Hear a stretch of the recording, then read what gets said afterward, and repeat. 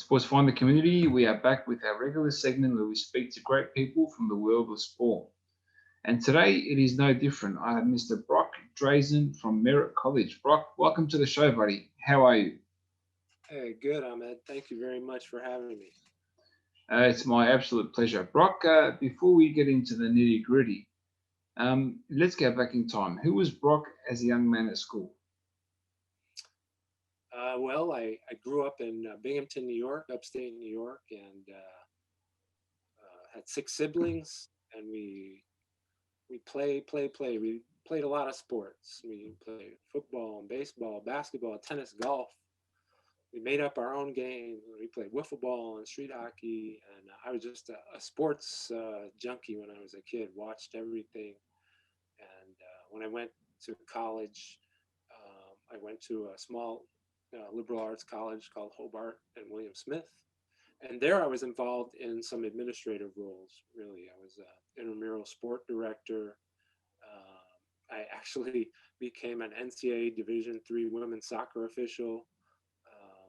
And then I worked in the college radio station. I broadcast hockey and basketball, and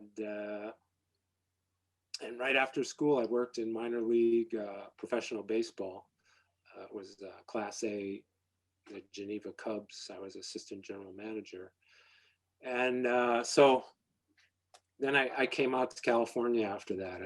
Right after my bachelor's degree and that experience with the Geneva Cubs, I came to California. I thought I was moving to the beach.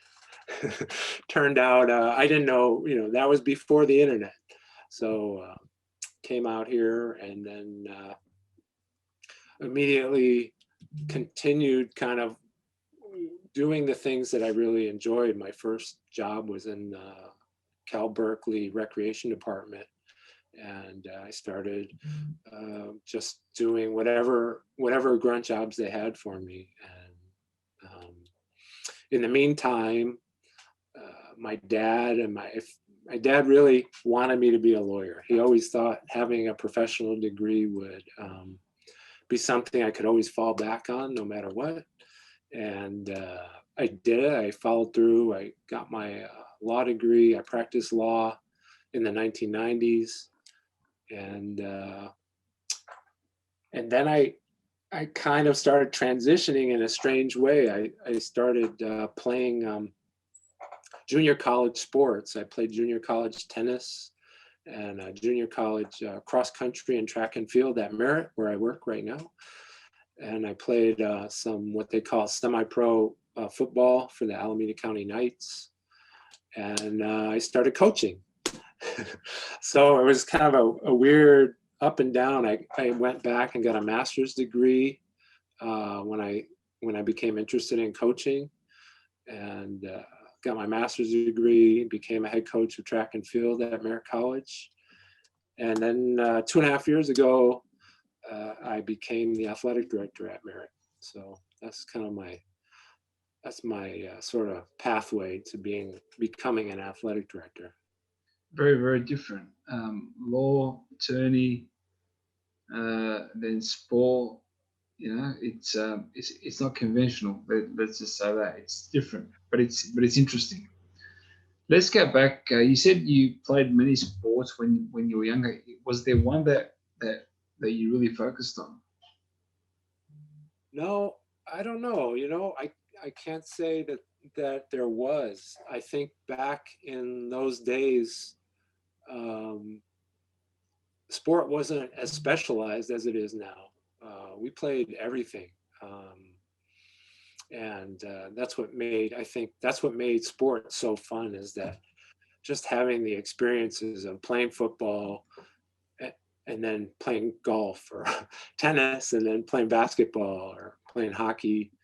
Just all sports were fun, and I think ultimately I'm a big proponent of that.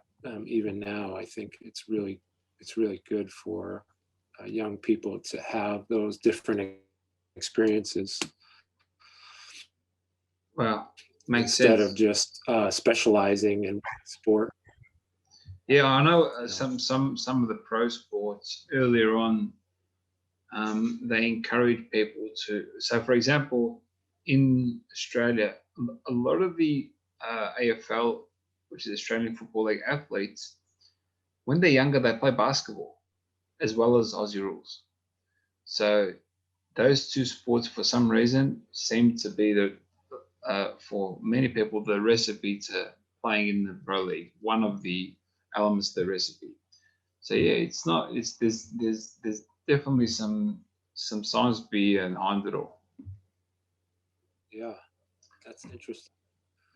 Yeah. I So think it with coordination, all the different skills that each sport brings to uh, the body, your body of work. You become, I think it just makes an athlete more well-rounded and overall a better quality athlete. let's talk about your college experience. I mean, getting into college, participating in college, then life after college. I mean, how did you go from getting through college, from getting into college, the college journey, and then getting a job after I sometimes think I never left college. college?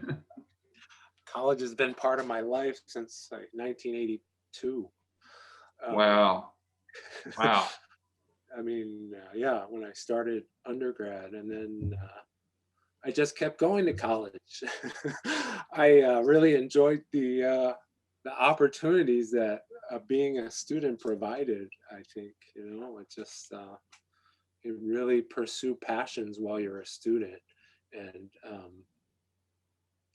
and I was working on the side or working to support myself while I did it, and it seemed very manageable. I mean, even while I was a lawyer, I was in junior college.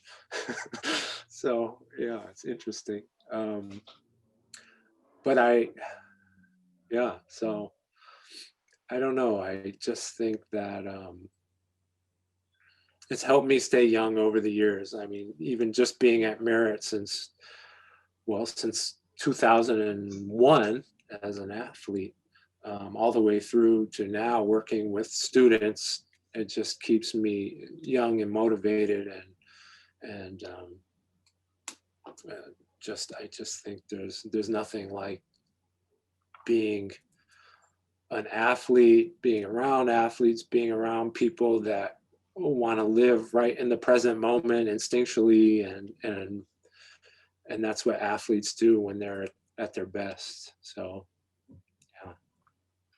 Absolutely. Let's move on to NIL.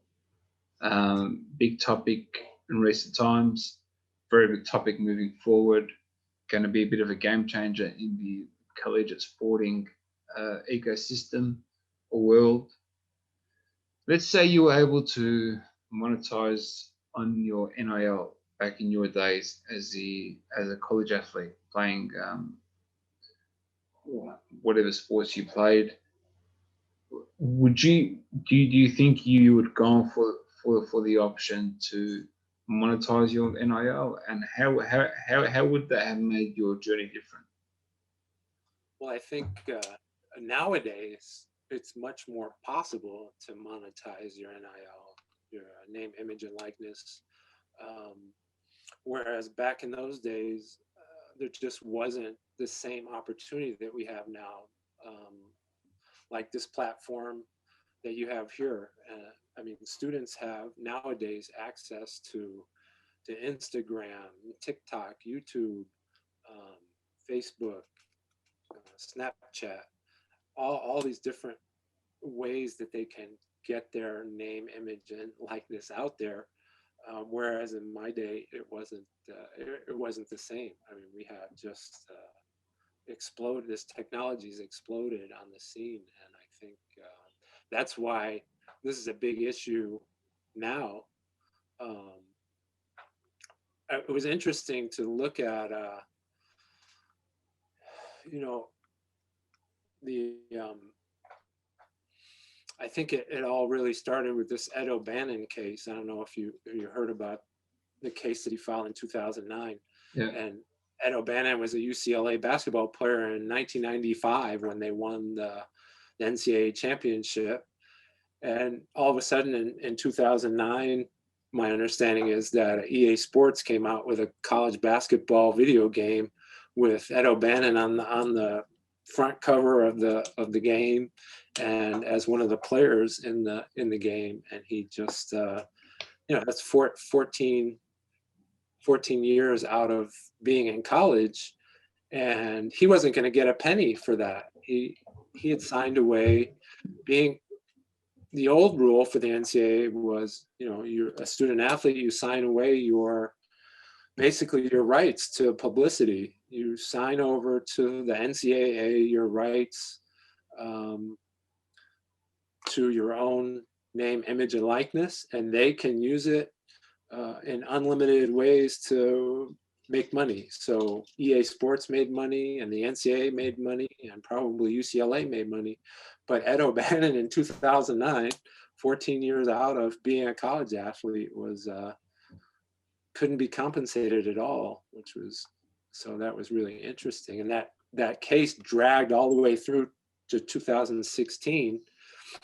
And the Ninth Circuit Court of Appeals, which is right here locally, it's in San Francisco, they determined that the NCAA was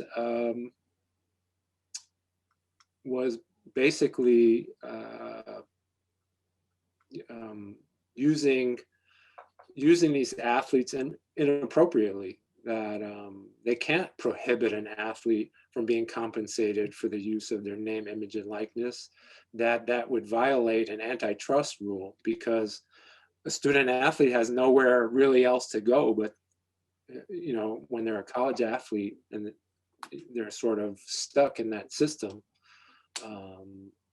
So that the court ruled that he could be compensated, and then that started opening the door to more cases in 2016 through the Ninth Circuit in San Francisco.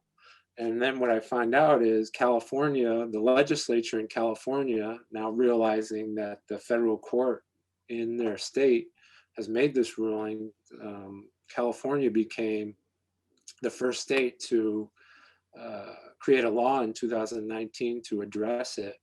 But it's a sort of a little bit of a soft law, and doesn't go into effect until 2023.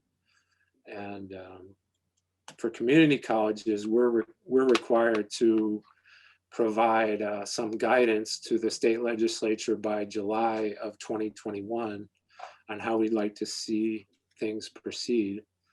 So this stuff is like going on like right now. And then Florida came up in 2020 with a much more aggressive law that basically just said we want an open market, and the NCAA can't prohibit student athletes from taking advantage of their name, image, and likeness, and not allowing the student athlete to make money themselves.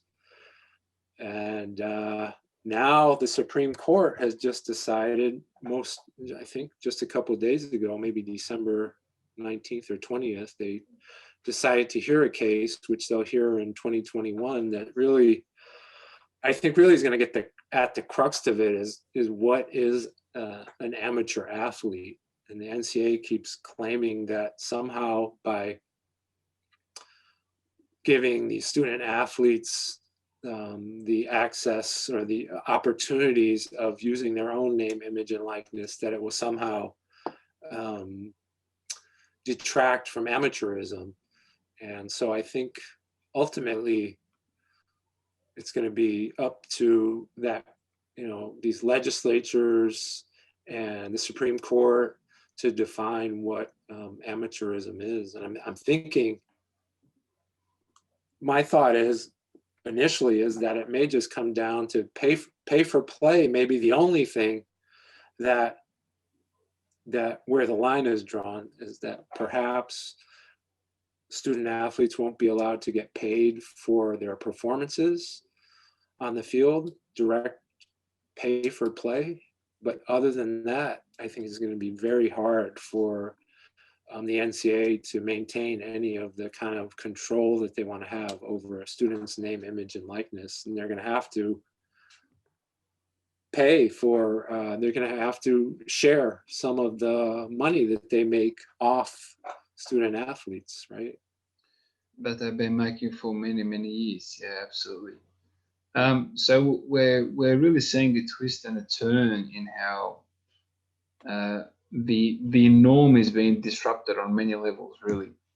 And from more signs, I mean, the states are seemingly very open to really having this pushed through. And when you have Florida come out and say there's an open market, they want an open market. California's endorsed it. A lot of the others, in my opinion, will do the same. Having a conservative Supreme Court, I think, as well, with the mentality of freedom speech, allowing people, letting them to do what they need to do or want to do. I think they'll also push in that way. And I may be wrong, but that's my opinion.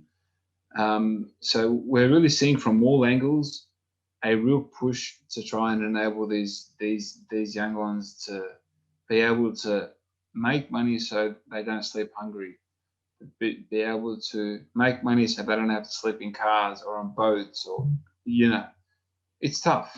It's tough. And I think,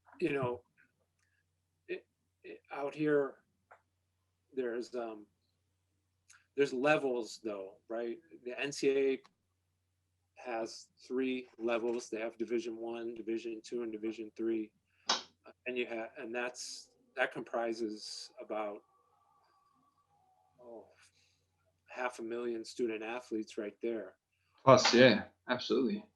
And then you've got the NAIA, which is a whole separate organization, and they've got about 65,000 student athletes. And you got the National Junior Community College Athletic Association, which is 60,000 students. And then in California, you have the California Community College Athletic Association with 26,000 student athletes. So you've got about 650,000 college student athletes, but at different tiers. So how this plays out, is it really going to help a community college athlete in California more or evenly or equitably compared to a D1 football superstar quarterback? Is that quarterback going to be on a level playing field with a junior college female badminton player? So I don't know if that's really going to get addressed in the name, image, and likeness discussion. I would like to see more opportunities for our community college athletes. Whether this will be the route, I don't know, but it could start opening doors. It definitely would allow any student athlete to try to monetize their name, image, and likeness. They don't have to pretend that they're not a student athlete in order to make money. They can say they're a student athlete and they're interested in training somebody, or they want to show off their skills and get paid for it to a third party, or sponsor a third party product. These are all opportunities that will come along, but it may be that those quarterbacks in the D1 big NCAA programs are going to get more of those sponsorship opportunities than somebody at a different level. So that should be an interesting aspect of it as well. Is this just for a small, tiny percentage of 650,000 student athletes, or is this going to be an equal opportunity for all student athletes to take advantage of and pursue their passions freely? Absolutely. So many people are going to tell student athletes what to do to monetize. but not many people will tell them what not to do and what to look out for, so they don't fall into rabbit holes and mistakes that could cost them their academic careers.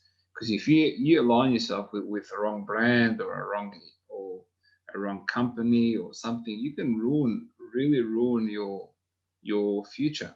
What are some of the things that you would tell student athletes to be very wary of, stay away from, and think twice, three times, four times before going into a deal? Don't just look at the money, look at your future, look at life after college.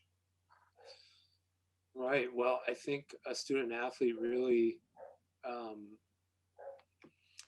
should try to find somebody that they trust in their circle, a parent, a pastor, a family friend, um, someone who they really can confide in and talk to and get advice from. Perhaps a coach, or if they're interested in certain colleges, to talk to those colleges in advance of signing a national letter of intent or enrolling at that school, to find out what are what acts exactly are the rules surrounding NIL, and how can that college provide support or information or education about the rules. So I think it's really going to be important for a student athlete to have someone they trust, and then become educated. The student athlete should become educated.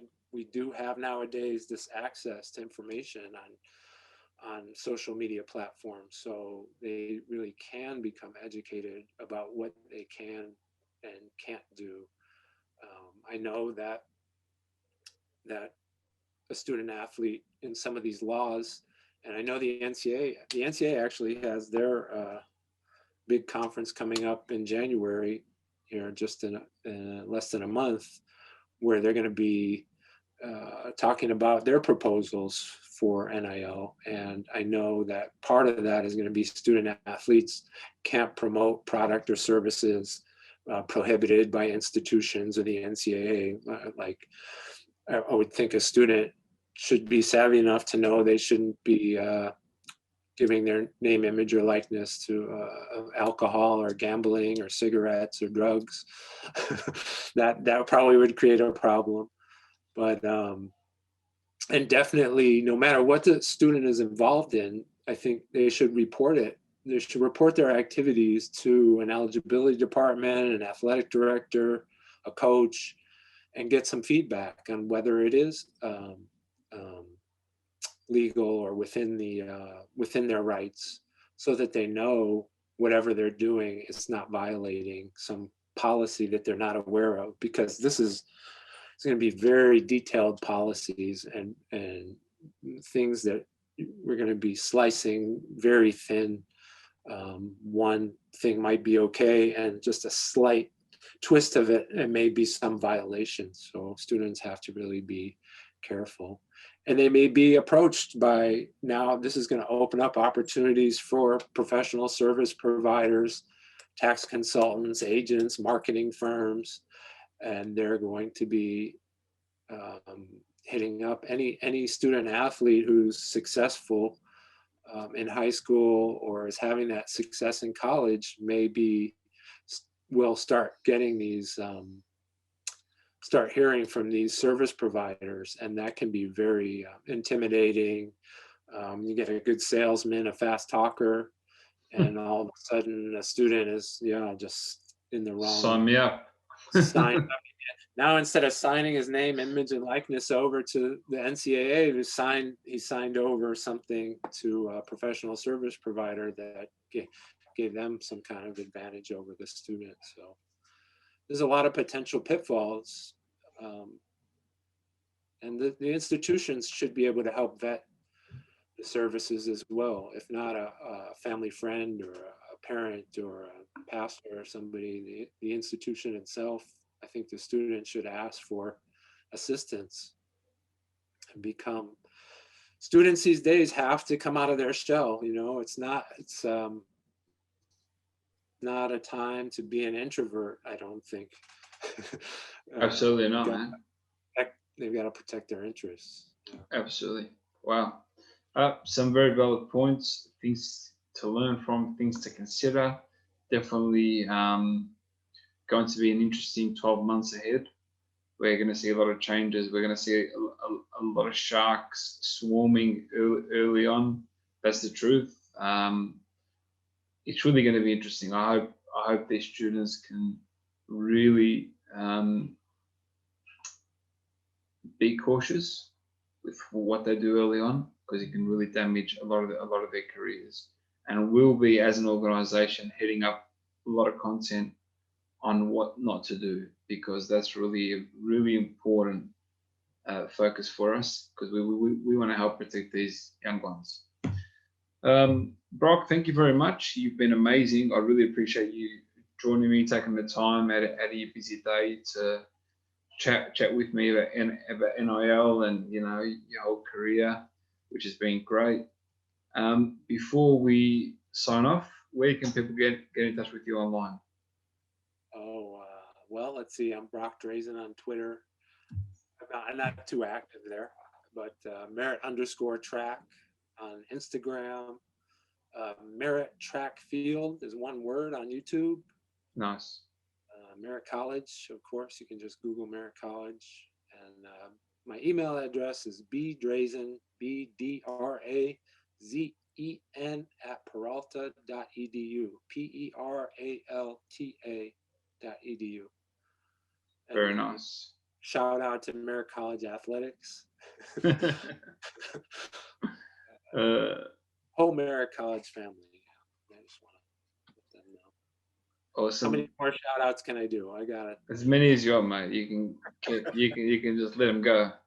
All my buddies from our hometown in Binghamton, New York, and my family, brothers and sisters, and yeah, just I just appreciate the opportunity to be on here today, and